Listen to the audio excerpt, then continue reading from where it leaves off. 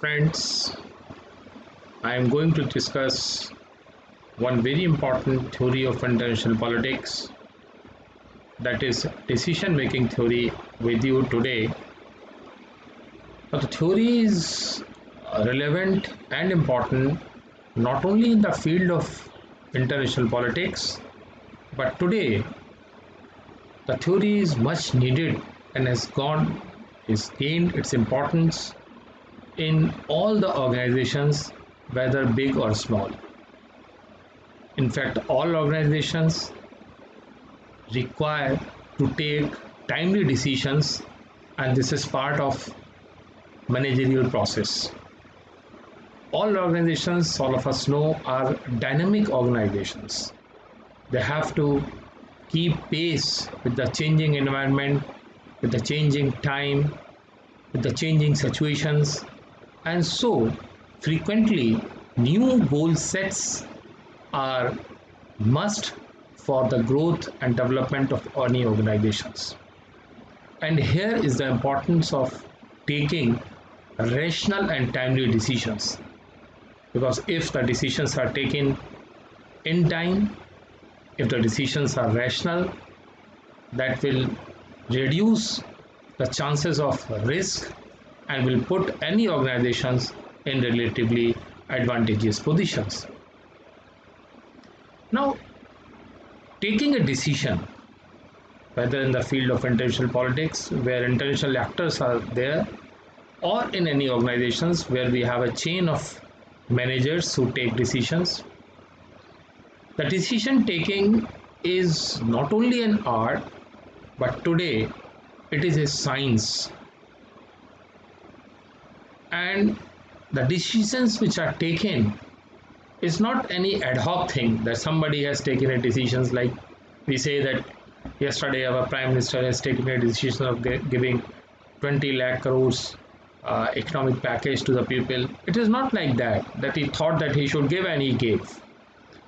Any decision, whether this is a small decision or it's a big decision, it's a cumulative and consultative process. All the pros and cons are taken into account, all the risk factors are taken into account, and then a decision is taken.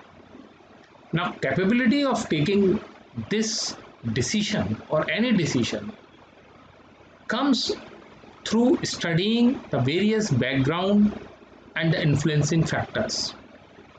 So, the very effective method of taking a decision in any organization is to have a very effective communication tool. That is why a strong network is required, where you get inputs from all the sides which enable you to take a decision. It is a fact that the ultimate responsibility of decision falls on the shoulder of the top leader, and sometimes it is the leadership quality which also influences the decision. And there comes the individual factors, or we should say the psyche factors of the individuals, or the personality factor of the individual, which is reflected in any decision in any organization, whether we are talking of a state or we are talking of international politics or in any organization. Now, friends, any decision which is taken, or a policy which is formulated, it has got many stages. Like, once a policy is initiated or formulated, then it is implemented. Now, implementation part is very important. Through implementing a policy, we come to know that how far that particular policy or decision was successful, how far that particular decision was able to carry out its goal for which it was made. And there comes the role of policy evaluation. In fact, the feedback on the success of a policy, or the feedback on the implementation part, is very important, and the policy makers come to know that what were the shortcomings if there were any in the policy, and accordingly policy is modified and altered. So a policy once made is not a static policy or a static decision. The decision keeps on changing depending upon the feedback which the policy makers get from the people who are affected by that policy.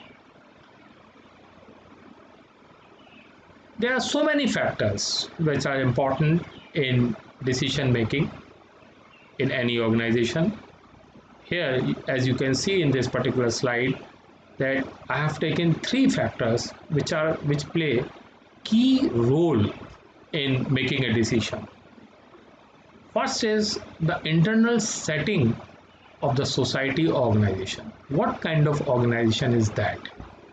What kind of variables are there which are influencing the internal setting of that society? For example, suppose we are talking in Indian perspective, and the Prime Minister has to make a decision or the cabinet has to make a decision under the present circumstances. They will have to look into the internal setting of the society. What are the demographic parameters? What are the economic conditions, etc., etc. And the second important factor are the external settings. What kind of relations do that organization has with the outside world or the outside environment? What kind of external pressures are there in an organizations? That thing or those factors do play important role while making a decision. And for that, you need, or a decision maker needs, a strong communication and information network. Now, through this communication or information network, decision maker comes to know that what are the internal settings, what are the external pressures, and combining these two, internal factors and external factors, a decision maker takes a decision in the best interest of the society or of the particular organization.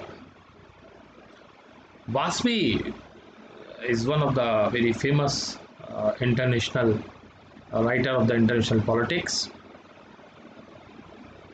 He has given various stages or various categories of decision. That whenever any decision is taken at any point of time, at any stage, in any organization or in the state, few factors have to be looked into, which he has put in the form of certain questions, like who made the decision. The individual factor becomes very, very important. Maybe if Prime Minister Narendra Modi is not there today, somebody else is the Prime Minister, maybe the nature of decisions which are being taken might be different. So the role of the top leader and the persona of the top leader is very important. There comes who made the decision. How was the decision made? What is that consultative process? How that whether the decision has been taken like that irrationally, or if a rational decision is taken, then what has been the chain of process through which the decision is taken? When was the decision taken? This is very important. The circumstance, the decisions keep, as I have told earlier, the decisions keep on changing depending upon the situations. So the time of taking a decision is very, very important, because the decision is much dependent upon the circumstance of a particular time. What was the decision? This is very, very important factor, because any decision in any organization, whether small or big, or in international politics, has its long-term effect and short-term effect both. So the decision itself is very important. Where was the decision made? At what level decision was made? This is another very important. And what were the situations under which a decision is taken? So Vaspi has said that these are some of the parameters which have to be taken into account while you analyze a decision, that how was the decision and what are going to be its repercussions. So all these factors have to be taken into account. Now, the theory of decision making today is supposed to be one of the very important theory in the field of international politics, in the field of management, or in any other field wherever decisions are required. So many political scientists, strategy experts, theorists have given theories of or the models of decision making.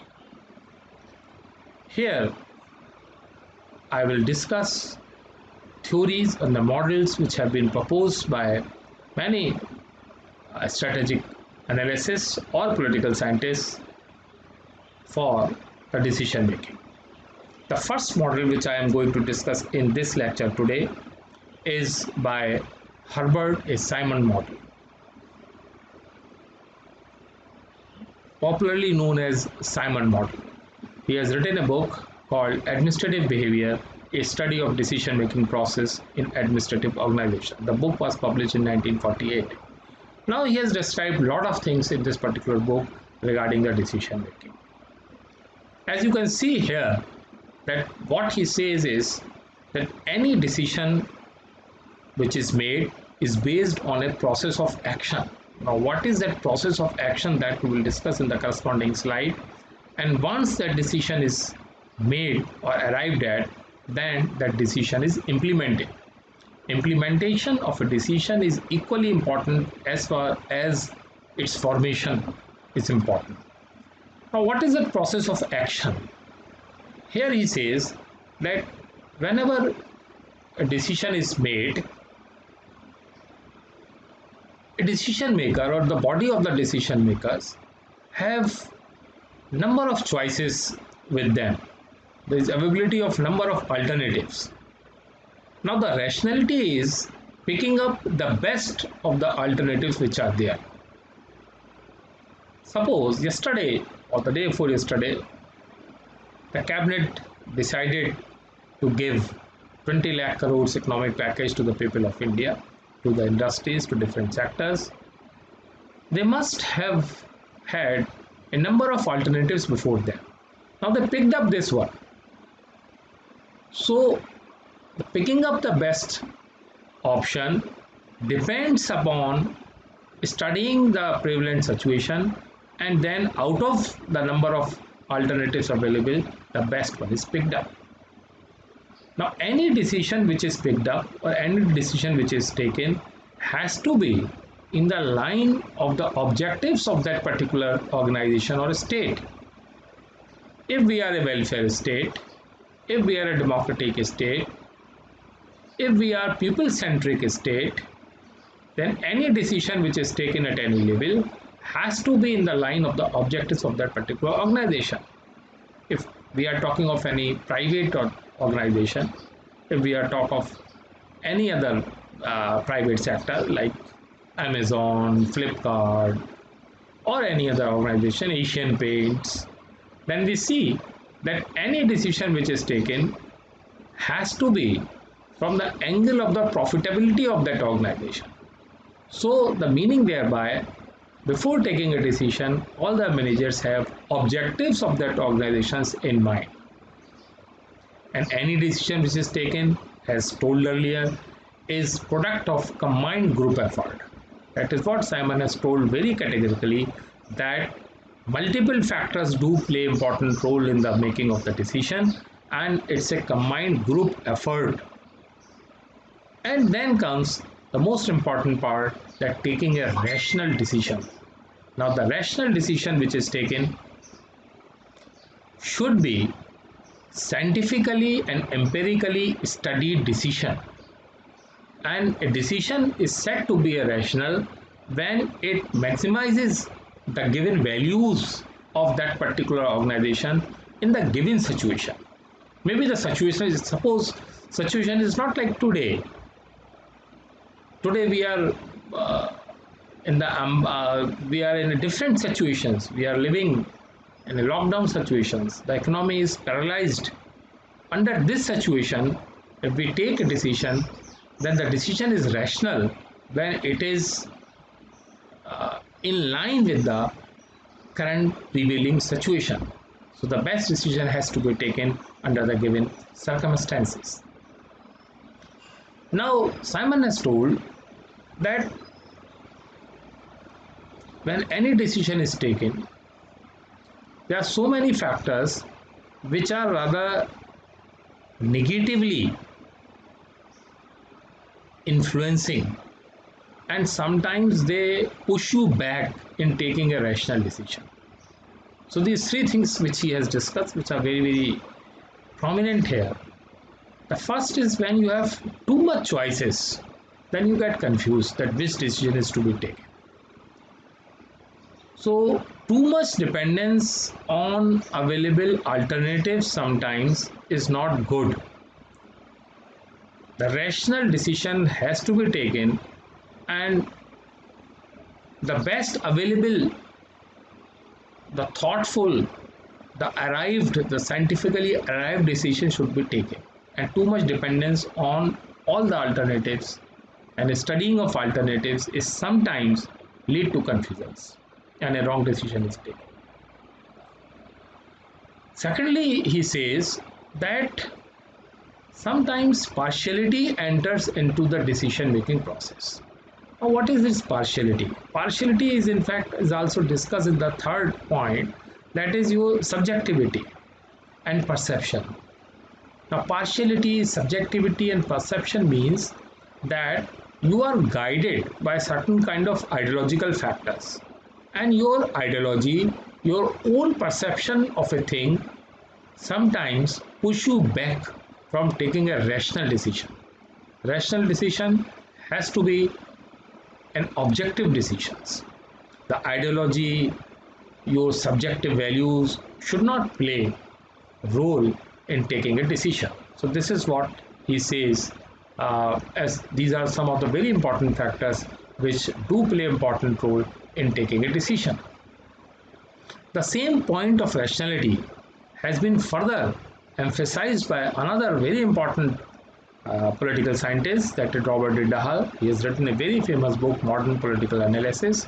Now in this book he says that in fact decision making is a pure science, and rationality, empiricism, application of scientific methods like data, information, facts, these things should play important role while taking a decision. So any decision has to be a scientific decision, and scientific decision leads to its intended goals, that is the success and growth of that organizations. So this is one theory which I have discussed with you, that is the Simon model, Herbert Simon model with you today.